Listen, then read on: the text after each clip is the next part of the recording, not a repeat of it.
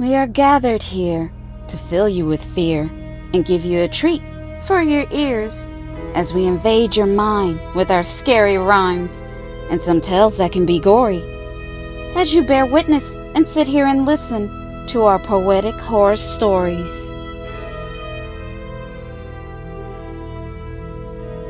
I am your host and narrator, Gloom-Pan. I hope you are here to have some fun. I have here with me 3 stories told poetically for you to enjoy and consume. So please feel free to turn up your volume. We are here every Friday to play with spooks and shades to parade their display. So boys and girls, get ready for a journey into our world. Grab some popcorn and some snacks. Get comfortable and relax. And do not forget to like, comment, share, and subscribe. It is free. It won't cost you anything. And please hit the bell. With that said, now on with tonight's tales.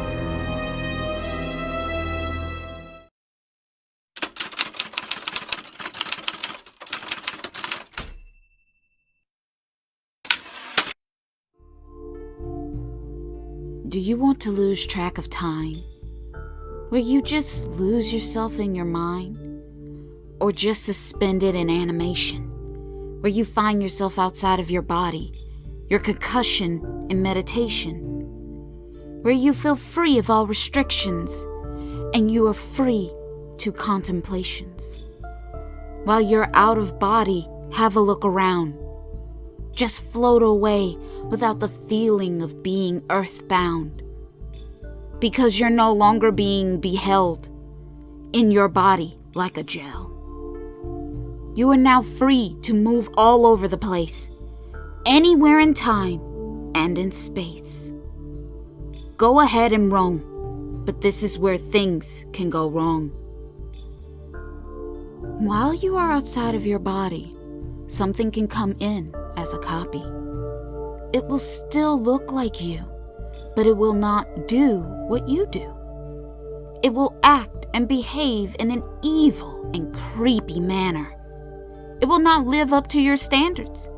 It will use your body as it pleased, and it will do whatever it wants to fill its needs.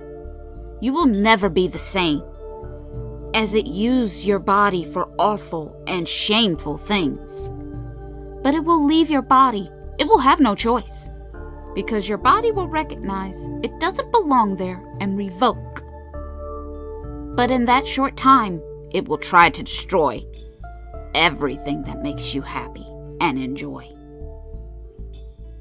So, if you want to have an out-of-body experience, you have been warned. Trust me, this is serious. Is it worth you risking everything you love and hold dear? Just so you can say you had an experience that's weird? Believe me, when it happens to you, it will be too late for you to change your tune.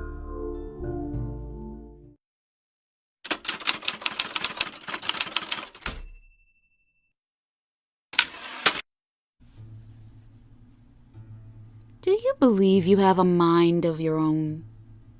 I'm here to tell you, you're wrong. No thought you have is an original. If you're thinking about it, someone else has too. This is just the truth. Think about it. Everything comes back around in a cycle. What was old is now new. At least, it is maybe new to you. This is how it works. Brainwashing you repetitively in a continuous loop. It's what they want you to see and believe, to get you to do what they want you to. There are people out there that need the masses to follow them and obey, to control their lives for their own agenda, to use us in this game they play. I know you are thinking this is not the case. I'm free to do and say what I want, especially in this time and space. But really, that is just a lie. Because every move you make is being analyzed. They are always watching your behavior to see what you like and what's in. Then they have an actor or an influencer to start a trend. It's pretty much like a game of Simon Says. And the most acceptable people, like the young, blindly follow. It shows how they have control and get inside your head. For instance, were you really thinking about drinking bleach until you hear someone you trust and believe give a speech? That it's okay in small doses, it won't kill you. I've done it and I'm fine. Don't worry, you will be too. Now, don't that seem stupid to you? To go against your better judgment? And to drink a cleaning product under your sink? If not, well, they have more power over you than you think. Now tell me, do you really have an original thought of your own? Or have I proven to you that they have control of your soul?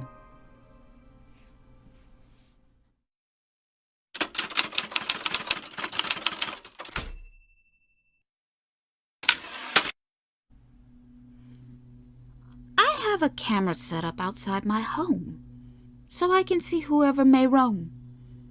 I have it there for my protection. Who knew it would be my salvation?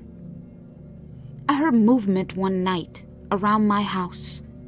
Someone was here that wasn't announced. An intruder that was trying to break in. A thought so disturbing, it made me cringe. I grabbed my phone to take a look at my camera app. That way I could see who was outside and keep track. But I was surprised when I saw a face. I was taken aback. He stared into the camera like he could see me. He was just standing there, like he was watching TV. He just stood there for a while. Then he waved and started to smile.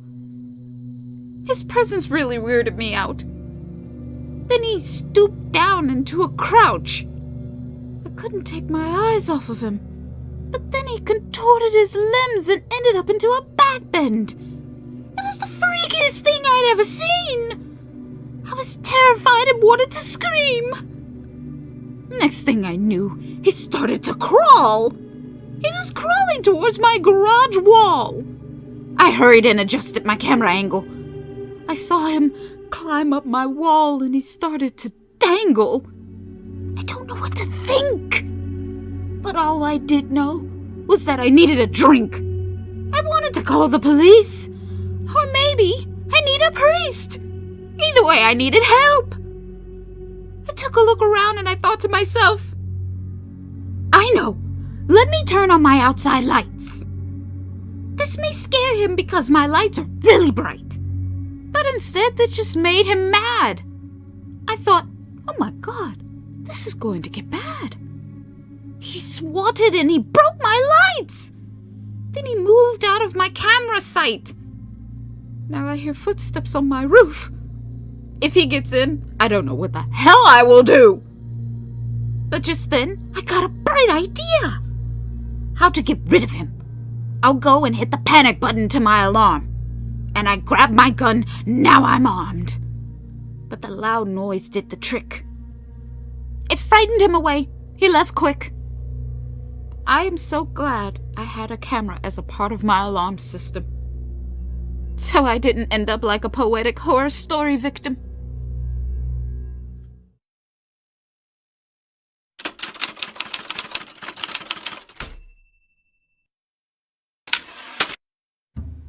I'm an introverted person who lives alone. No family, no friends. I'm pretty much on my own. The outside world frightens me to no end. But with all that said, I really wish I had a friend. Making a new friend is all I think about. How great it would be to have someone to come by my house and hang out.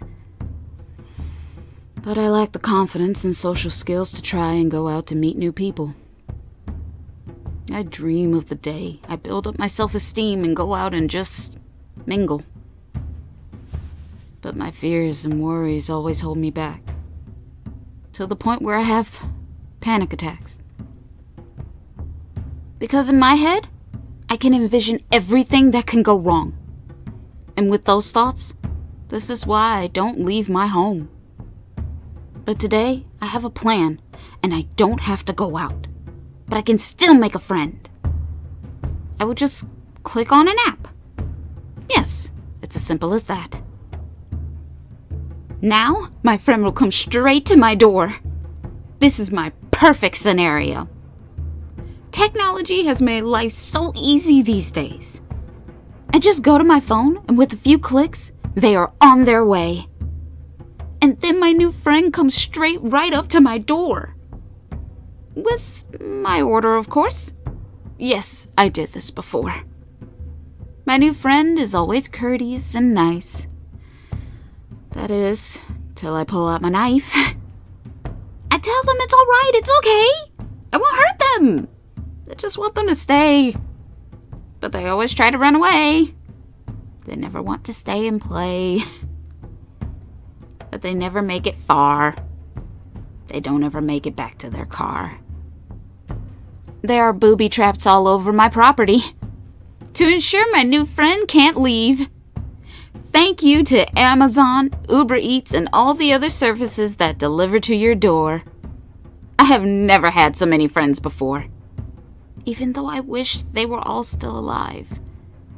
But they still keep me company, so for right now, I'm satisfied. Until next time when I feel alone again, and I need an instant friend.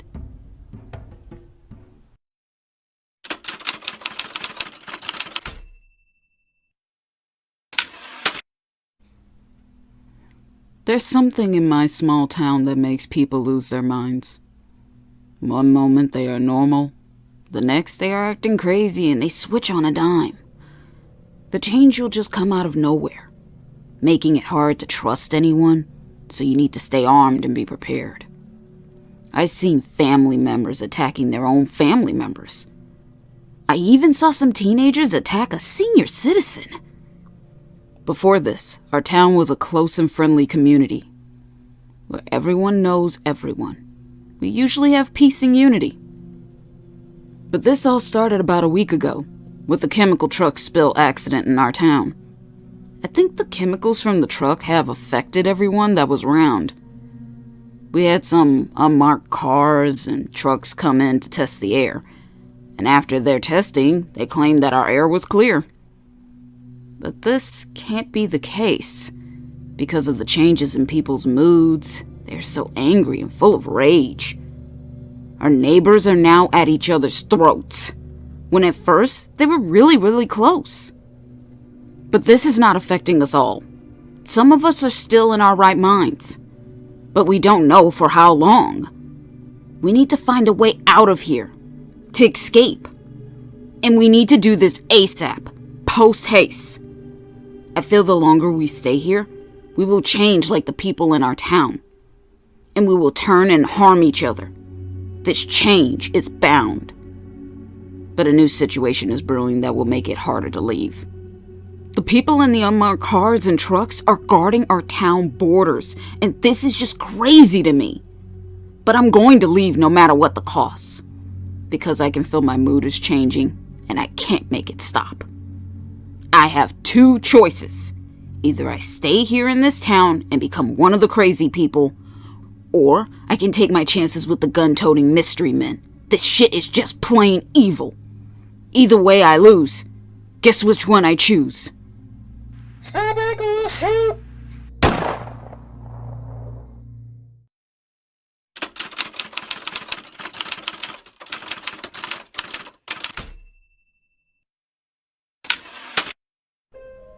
Big Brother is always there for me. He helps me in my time of need. He makes me feel special when I feel lonely and sad. He always brings nice gifts to cheer me up that makes me happy and glad. One day, he brought me home a stray. He kept it in a cage till I got home from school so we could play. He told me, "Little sister, I know I haven't been around much lately. That I've been working long hours and preoccupied mainly. You look like you really needed a friend, and I thought this pet would help, so you wouldn't feel lonely, and you would forgive me, and this would make amends. Oh, big brother, you really are the best. I'm very happy you brought me a new pet. You know, little sister, I would do anything for you. I hate it when you're feeling sad and you're feeling blue. Now, make sure you take good care of them and don't let them just run about. You know what happened the last time when your other pet tore up the house? Yes, big brother. I will be careful with my new pet. I think this one is the best one yet. Okay, now go wash up for dinner. You can play with them when you're done. Yes, big brother. The two of us will have so much fun.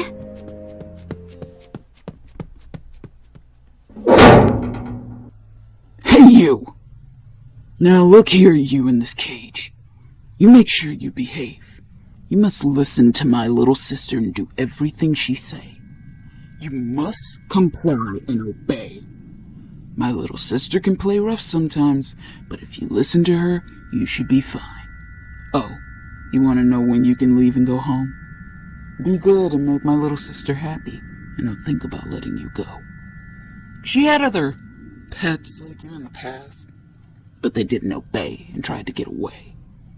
They shouldn't have tried to do that, but that's okay. I made them pay. And they are buried in the backyard. I know you don't want that fate. Anyway, stop crying and open the cage. But you'll stay on this chain. We don't want you getting any ideas of trying to escape.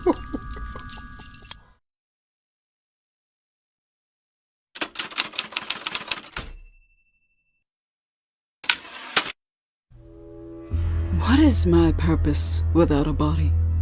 Without a life? Now I just wander around, not feeling quite right. Day in and day out, I just float about.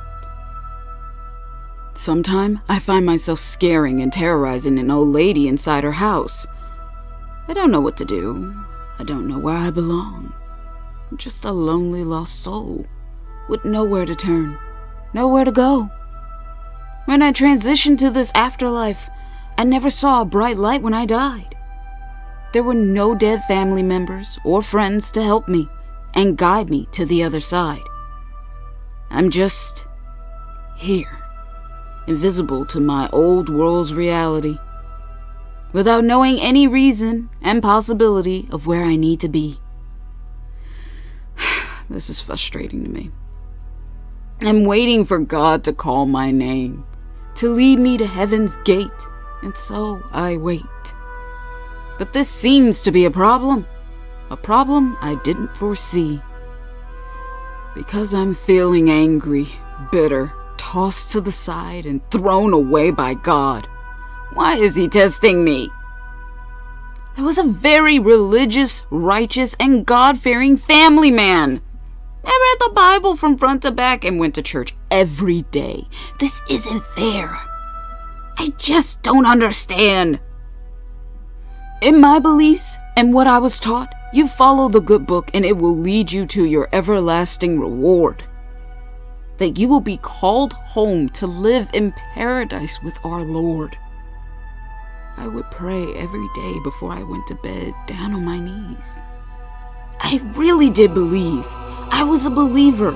I followed without question, like a sheep. I was so damn mad, because it's a lot of things in my life I was afraid to do. Because I thought God is watching, judging. He will be upset and punish you. But now I feel disillusioned, confused, very lost in the state of being. Now my eyes are open and I'm seeing. I'm sorry to say that I'm feeling overwhelming regret. And that makes me feel pissed off, upset, and depressed. Because there is no reward after you die. It's late, but I have come to realize your reward is you being alive.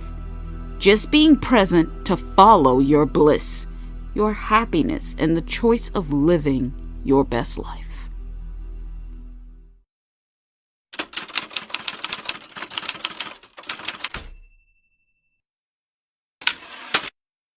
I love horror anime.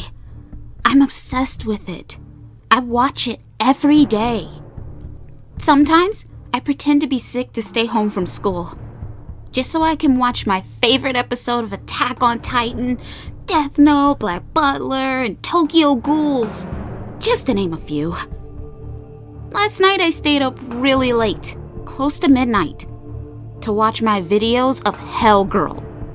I knew it would give me a fright. Then it hit me.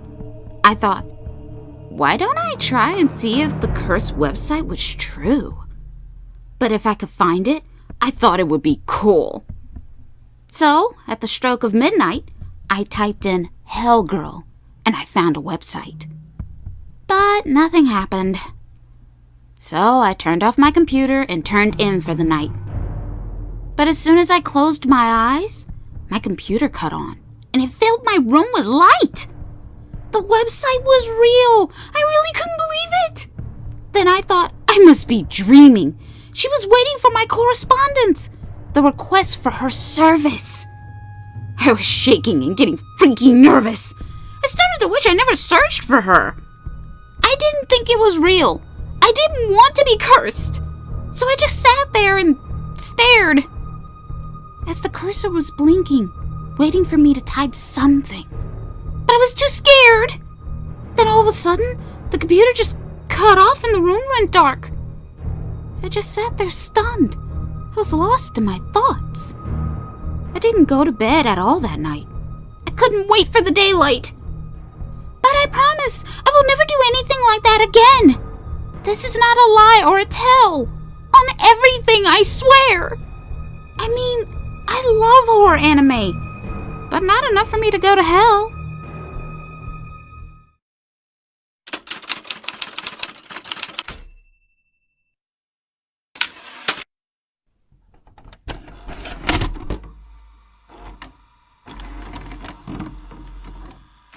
Hey, have you heard about the scary stuff that happens at the old cemetery at night?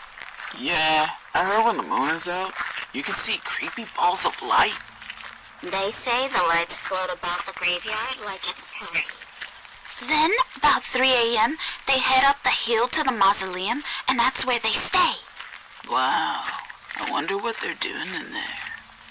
I don't know, but we should go and investigate. That is if you're not scared. Who, me? Scared? If it's true, why would I be scared of lights? I mean, what are they going to do? Except light up the night.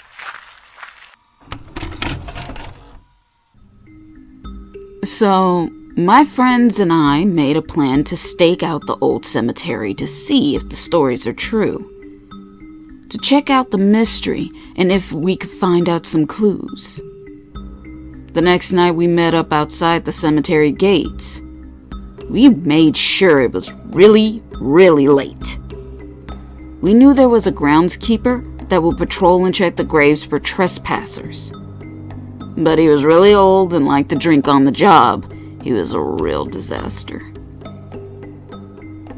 But we made it with no problems to the hill, where we hid behind an old large tree, where we could surveillance over the hill and see. We waited for a while, but there was nothing going on. As it got close to 3, suddenly we started to hear voices, more like groans and moans. The stories were true.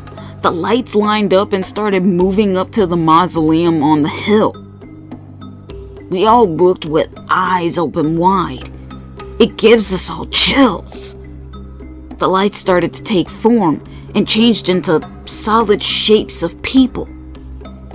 As they all walked in one by one into the mausoleum, I told my friends, let's get closer to take a better look. But they all just stood there. I could tell they were shook. I guess I will go alone. This has piqued my interest. Ghosts are real. Who knew? I just can't believe this. So I left my friends behind. I sneaked up to a window, and what I saw just blew my mind. They were having a corpse party. There was music and they were dancing. Promise this is not a story. They looked like they were having a really good time. Until one of them spotted me. I didn't have time to hide. They all turned and just stared. They looked at me with this menacing glare. I didn't know what to do. I thought they were going to tear me apart and eat my beating heart. But I was wrong. They invited me to their party. And we partied till the break of dawn. It was a blast. And for this, I'm not sorry. The next day, I told my friends they missed out on the best experience they could have had in their lives. Because the dead know how to throw a killer party, and it was a scary good time.